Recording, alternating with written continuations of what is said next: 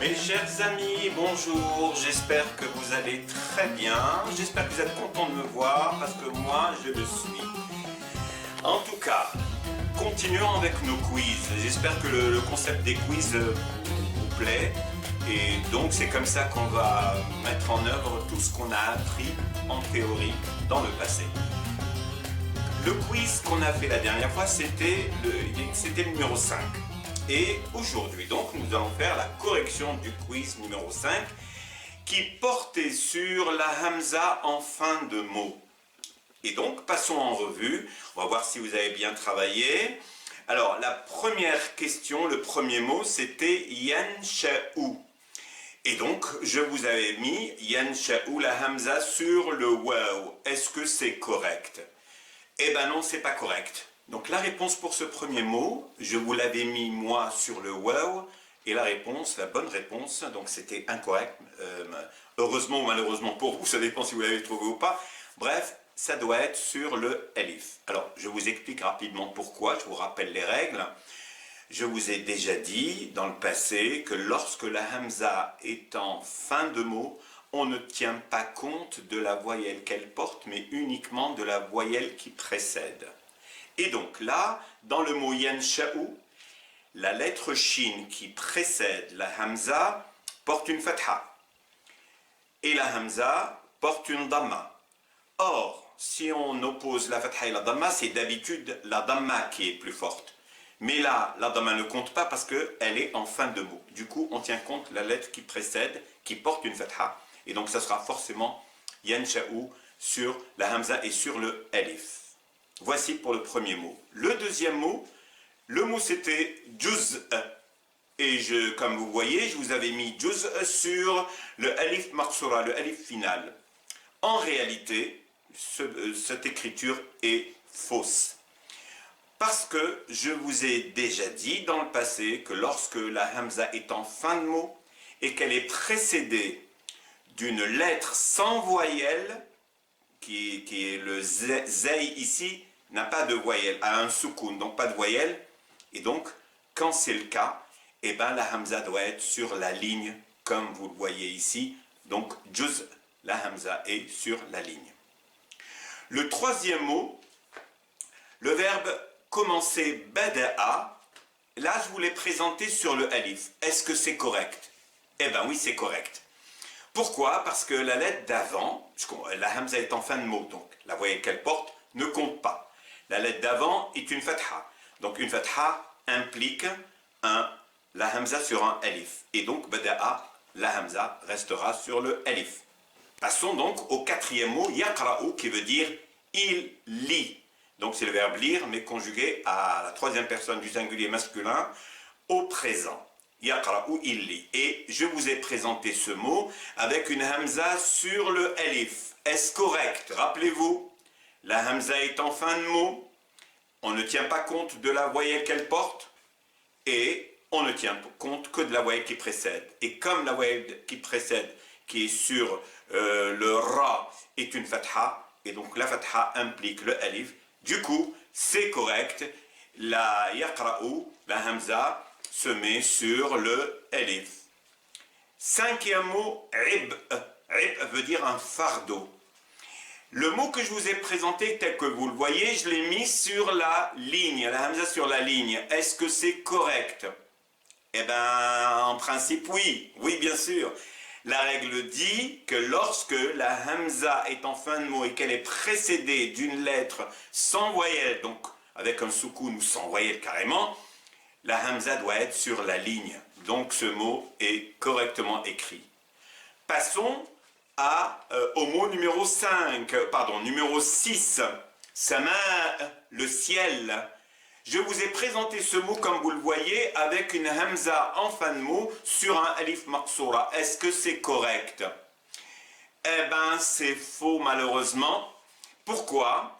Parce qu'une autre règle, lorsque la hamza est en fin de mot et qu'elle est précédée d'une longue voyelle, soit le alif, soit le waw ou soit le ya'i, la hamza est sur la ligne. Donc la bonne écriture que vous voyez ici est la hamza sur la ligne dans le mot sama qui veut dire le ciel. Passons au 7e mot. Iqra. Iqra veut dire lire. Et d'ailleurs, c'est lis à l'impératif. Et d'ailleurs, c'est le premier mot révélé du Coran. Iqra veut dire lis. C'est un verbe à l'impératif. Lis. Et donc, la hamza en fin de mot, je l'ai présentée sur la ligne. Est-ce correct ou pas? On va vous rappeler la règle. On a dit que la hamza, lorsqu'elle est en fin de mot et qu'elle est on ne tient pas compte de ce qu'elle porte. Mais si elle est précédée d'une fatha, elle sera sur un alif, ce qui est le cas ici. Donc, iqra, tel que je vous l'ai présenté, était incorrect. Vous devez mettre la hamza sur la ligne. Passons au 8e mot, qui est shay'. Comme vous voyez, shay' veut dire une chose. Alors, j'ai présenté le mot avec une hamza en fin de mot sur un alif maqsoura, sur un alif final. Est-ce que c'est correct? Que dit la règle? On va voir. La règle dit que lorsque la hamza, c'est très important de rappeler la règle à chaque fois, parce que ça nous permet de voir plus clair. Lorsque la hamza est en fin de mot et qu'elle est précédée d'une lettre sans voyelle, comme c'est le cas ici, le ya est sans voyelle, shay, et ensuite il y a e. Et donc, lorsque la hamza est en fin de mot et qu'elle est précédée d'une lettre sans voyelle, la hamza s'écrit sur la ligne, et donc elle s'écrira sur la ligne. Le ya aura sa forme finale, suivie de la hamza sur la ligne. Passons au 9e mot, ta'ta'a. Ta'ta'a veut dire balbutier. Comme les enfants, balbutier. Alors, j'ai mis, on ne tient pas compte. Là, ce qui nous intéresse, c'est la hamza en fin de mot. C'est vrai qu'il y a une hamza en milieu de mot, mais ce qui nous intéresse, on a déjà fait la hamza en milieu de mot. Ce qui nous intéresse, c'est la hamza en fin de mot. Et là, telle que je l'ai présentée, elle est sur le alif en fin de mot. Est-ce que c'est correct? Rappelez-moi la règle, je sens que vous êtes en train de me rappeler la règle de chez vous. Alors, effectivement, comme vous venez de le dire, je vous entends. Lorsque la hamza est en fin de mot et qu'elle est précédée d'une lettre qui porte une fatha, la fatha implique le alif, donc la hamza s'écrira sur le alif. Donc cette écriture est correcte telle que vous la voyez ici. Le mot qui suit, donc le numéro 10, c'est dif'e. Dif'e veut dire la douceur du climat, dif'e. Alors là, j'ai présenté le mot sur donc la hamza dans ce mot. Donc la hamza est en fin de mot, je l'ai présenté sur le alif final. Est-ce que c'est juste? Rappelons la règle. Je sais que vous la savez maintenant, à force de la répéter. On a dit que la hamza, lorsqu'elle est en fin de mot et qu'elle est précédée d'une lettre sans voyelle, avec soukoun sans voyelle, la hamza est sur la ligne. Donc cette écriture est fausse et donc la hamza sera en fin de mot sur la ligne. Passons au 11e mot. Sou veut dire le mal. Tel que j'ai présenté le mot ici, je l'ai présenté sur... donc la hamza ici est en fin de mot et elle est sur la ligne. Est-ce que c'est correct? Que dit la règle? Rappelez-la moi. La règle dit que lorsque la hamza est en fin de mot et qu'elle est précédée d'une longue voyelle, alif ou waw ou ya, la hamza sera sur la ligne. Donc cette écriture de sou est correcte. Passons au 12e mot.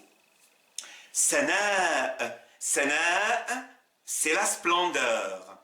Très bien. Alors là, j'ai présenté donc ce mot avec une hamza en fin de mot qui est sur le alif final. Ai-je raison?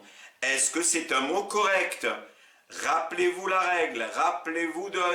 Essayez de vous rappeler la règle. Que dit la règle? Elle dit, et on vient de le voir à plusieurs reprises ici, lorsque la hamza est en fin de mot et qu'elle est précédée d'une longue voyelle, elle se mettra sur la ligne. Donc cette écriture de sana est incorrecte et la hamza doit être sur la ligne. Passons au mot numéro 13. Bari. Bari veut dire innocent. Le mot tel que je l'ai présenté a une hamza en fin de mot sur un alif final. Est-ce que c'est correct? Rappelez-vous la règle. Que dit la règle? Lorsqu'un mot a une hamza en fin de mot et qui est précédé d'une longue voyelle, nous venons de le voir, rappelez-vous, la hamza doit être sur la ligne. Donc, bari, pardon, sur la ligne. Sana, nous venons de le voir, c'était le même problème.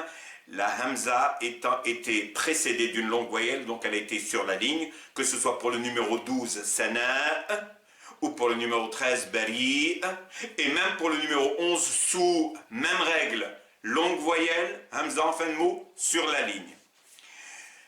Passons au numéro 14.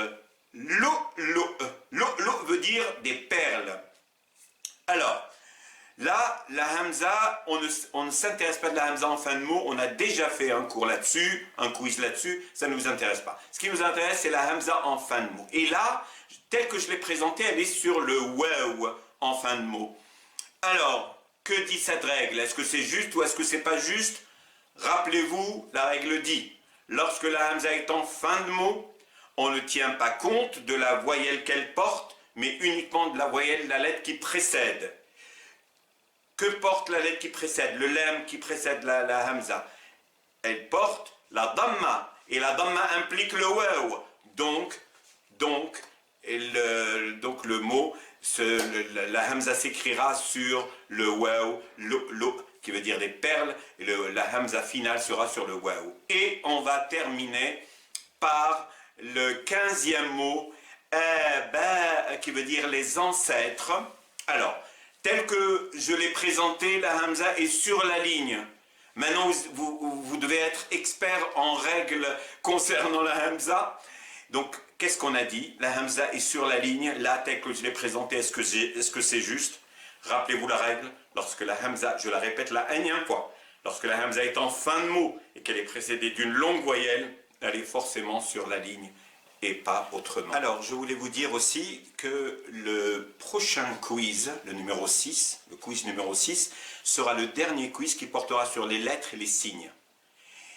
Ensuite, vous aurez des quiz sur les noms, sur les adjectifs, sur les verbes, et plus tard sur des petites phrases et ainsi de suite. Et je voulais vous annoncer quelque chose. Donc, on a pris une décision en commun à partir du quiz numéro 6, toute personne qui nous répond en premier, la première personne qui répondra correctement au quiz à partir du quiz numéro 6, se verra offert un livre donc sur ma méthode d'arabe, le niveau 1 de ma méthode arabe. On vous donnera des détails sur les coordonnées et comment on procédera pour vous envoyer le livre. Et vous devrez répondre dans la partie commentaire de la vidéo. Voilà, donc j'espère que ça vous incitera à être très très réactif. Et voilà, donc ça sera systématique pour chaque quiz à partir du quiz numéro 6. J'espère que vous avez apprécié le quiz d'aujourd'hui, les corrections du quiz d'aujourd'hui, en attendant de vous revoir pour le quiz numéro 6. Et jusqu'à ce moment-là, je vous souhaite une excellente journée et j'espère vous revoir très bientôt, toujours avec la même vigueur et la même joie. À très bientôt. Au revoir.